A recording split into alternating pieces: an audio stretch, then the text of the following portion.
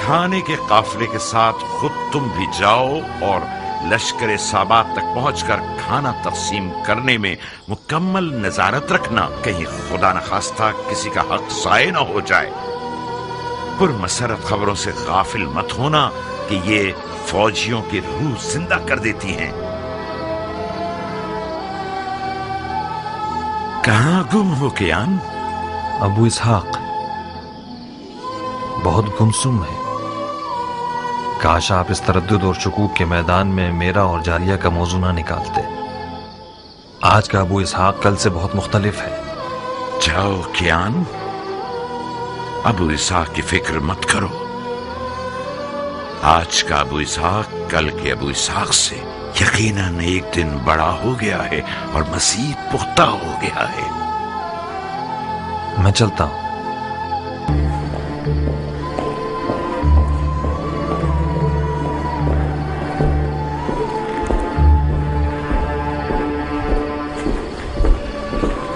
بانگ زیادہ کو دیکھا مختار؟ کیا باتیں ہوئی چچا کی جان؟ بتاؤ، میں سننے کے لیے بےتاب ہوں۔ مختار، تمہارے لیے بھی یہی بہتر ہے کہ اپنی کھیتی باڑی اور زراعت پر تکیہ کرو۔ تم لوگ شام کے اس لشکر کا مقابلہ نہیں کر سکتے جو ٹڈیوں کی طرح ہے۔ آپ لوگ اپنے آپ کو بچائیے، میں اپنے شوہر کو بچا لوں گی۔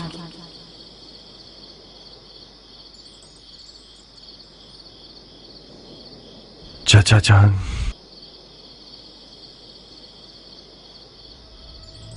ہم بازی ہار چکے ہیں۔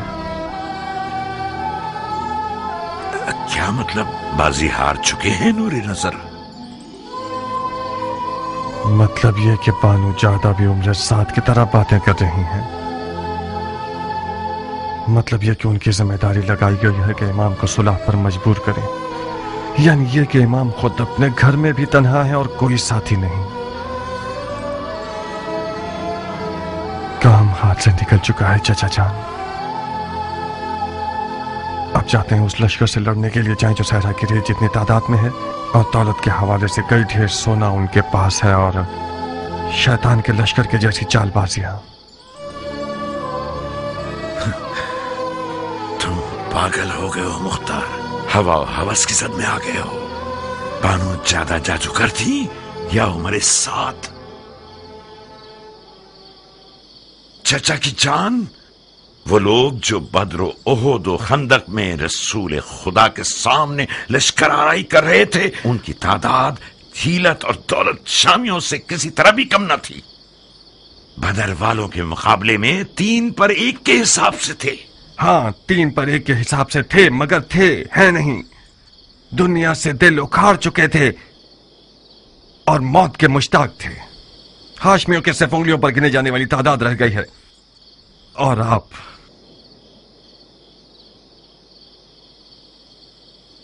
شیعیان عراق عجم اور شوش اور آواز کے ساتھ مل کر ہم فوج بنا رہے ہیں مختار۔ چچا جان، ہم خواہ مخواہ زور لگا رہے ہیں۔ وہ لوگ جو خود کو پسر پیغمبر کا فکر مند کہتے ہیں، وہ ہم سے زیادہ محکم برہان رکھتے ہیں۔ صلح حدیبیہ، مجھے یقین ہے کہ مولا بستر سے اٹھیں گے اور انہیں صلح کے لیے آمادہ کر دیا جائے گا۔ تو جب تک فرصت ہے پیچھے آ جائیے اور معاویہ سے صلح کر لیجیے۔ نہیں، مجھے یقین نہیں آ رہا کہ یہ باتیں میں اس بیٹے سے سن رہا ہوں جس کا باپ غسل شہادت کر کے میدان میں جاتا تھا۔ مجھ سے چاہتے ہو کہ ساری زندگی کی علی کی محبت کو چھوڑ دوں اور معاویہ کو پکڑ لوں، وہ بھی ان دنوں میں جب میرے پاؤں قبر میں لٹکے ہوئے ہیں۔ افسوس افسوس افسوس۔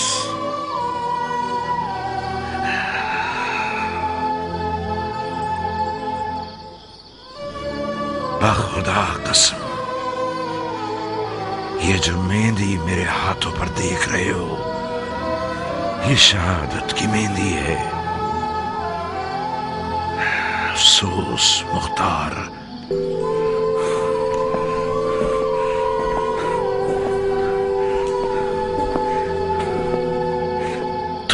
باتوں سے میرا جگر جلا دیا ہے. مجھے خوش فہمی تھی کہ میرا شیر بھتیجا ایک خون کی پیاسی تلوار کے ساتھ اور دل ہلا دینے والی آواز اور خلوص ایمان سے بھرپور دل رکھتے ہوئے مجھے میرے امام کے سامنے سرخرو کر دے گا. سرخرو کر دے گا. چچا جان، خدا کی قسم آپ کہہ دیجئے مر جاؤ تو میں کفن پہن کر قبر میں سو جاؤں گا، مگر میرا دل نہیں چاہتا کہ یہ سفید محل میرے چچا کا مدفن بن جائے بغیر اس کے کہ ان کی لڑائی کا کوئی فائدہ حاصل نہ ہوا ہو. یقین کر لیجئے کہ ہماری اس مقاومت کا کوئی بھی فائدہ جنگ تک نہیں جائے گا. صلح یقینی ہے. معاویہ بھی مولا کو نہیں مارے گا. وہ چاہے اپنی حکومت کی بقا کے لیے ہی کیوں نہ ہو، ہرگز اپنے نام کو بدنام نہیں کرے گا. کیسا عجیب کشف کیا ہے تم نے. جاؤ مختار جاؤ. اس کے بعد مجھے تمہاری اس تلوار اور تدبیروں کی کوئی ضرورت نہیں ہے.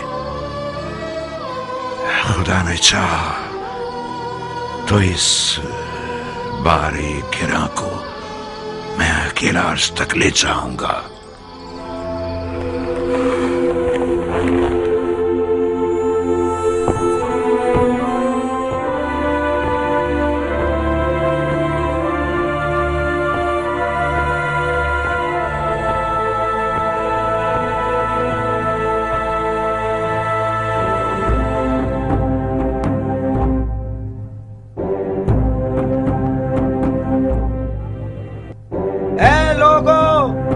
تمام تعریفیں اس خدا کے لیے جس نے امت کا مسئلہ حل کر دیا. مسلمان جنگ سے آزاد ہو گئے. معاویہ ابن ابی سفیان اور حسن ابن علی نے آپس میں صلح کر لی. معاویہ خلیفہ ہو گیا اور حسن نے بیعت کر لی.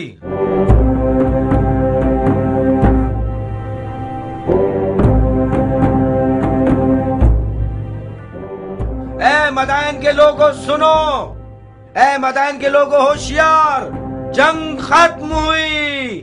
معاویہ ابن ابی سفیان اور حسن ابن علی نے ہنگامے کے بعد آپس میں صلح کر لی. حسن نے گھٹنے ٹیک دیے اور معاویہ خلیفہ ہو گیا.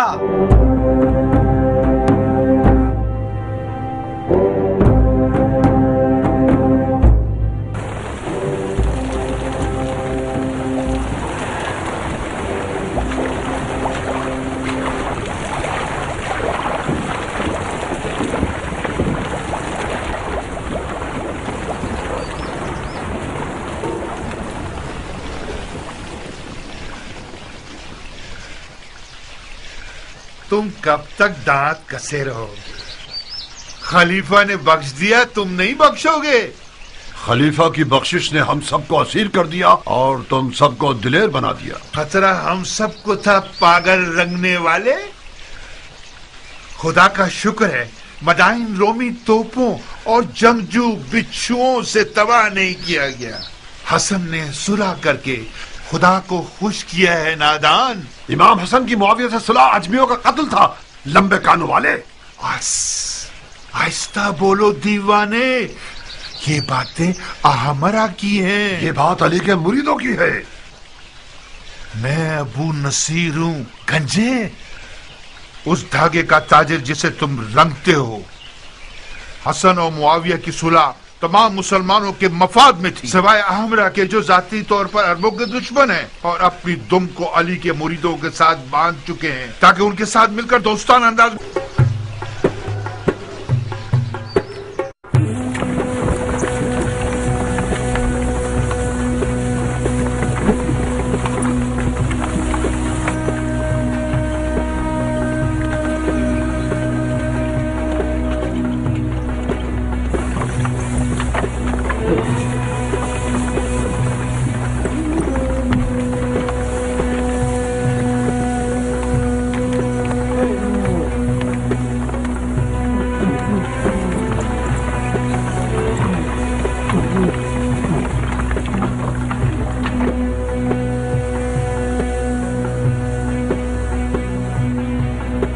ज़रबी। जी मेरे आका। आओ बैलगाड़ी पर बैठ जाओ। आ जाओ ध्यान से।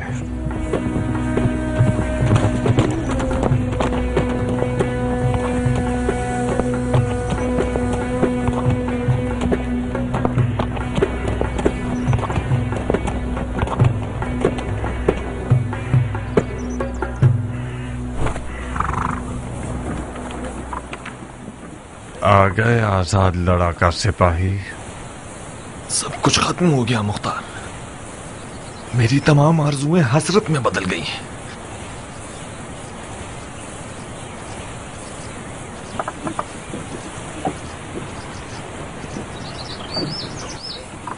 तुम्हारी आंखें खून के दो प्यालों की तरह हो गई हैं।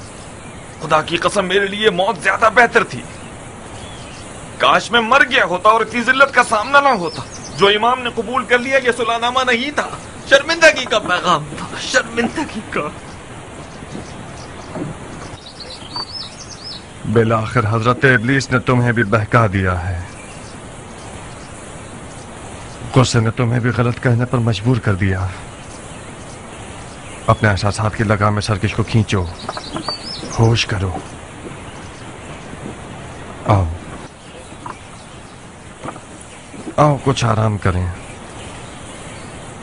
इमाम मुश्तबा के पास और कोई चारा नहीं था। शहादत का दरवाजा खुला था मुख्तार। हम अपने खून से अबू सुफियान के बेटे को रुसवा कर सकते थे। तुम मेरे चाचा की तरह गलती कर रहे हो कियान। खुदकुशी एक हराम फेल है। रसूल खुदा के फर्जंद खता से मुबर्रा है, हराम फेल के मुर्तकिब नहीं हो सकते। यकीनन मौला हसन जानते थे कि उनका खून बह जाना उनकी और उनके दीन की हकानियत की जमानत नहीं बन पाएगा। उन्हें यकीन था कि उनके खून के बह जाने से दुश्मन रुसवा नहीं होगा। अगर उन्हें जरा भी उम्मीद होती तो वो हरगिज़ इस सुलह का बोझ नहीं उठाते।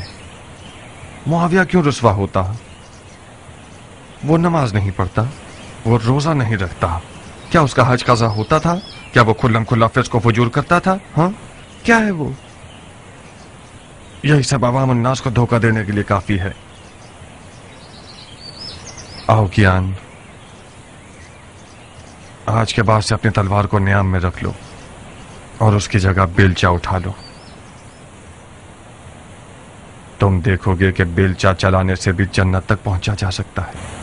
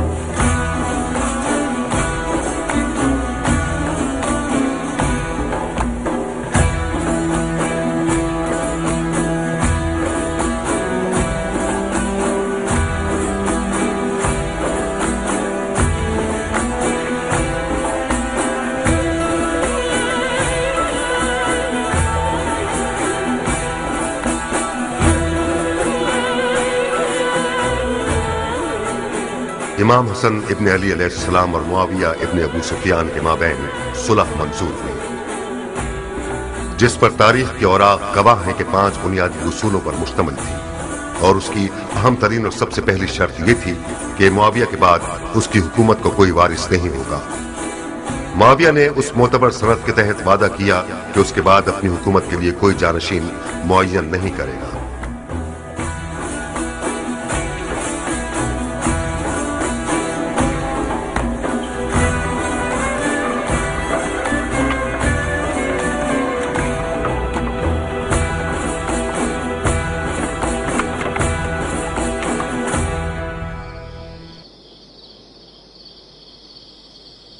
क्या तुम्हारी कश्तियां डूब गई हैं मेरी जान? मुख्तार से फिक्रमंद हूँ खाला। क्यों? مختار تو بالکل سر تسلیم خم کر چکا ہے. ابھی تک عمر سے ہاتھ نہیں ملایا اس نے. اگر ہاتھ نہ ملایا ہوتا تو اس شادی کے لیے رضامند نہ ہوتا. وہ مجبور ہوا ہے خالہ جان. میری اور ناریہ کی چالاکیاں اس کی رضامندی کا سبب بنی. در حقیقت وہ عمر سے ناراض ہے. وہ چاہتا ہے کہ اس کے تن پر سر نہ ہو.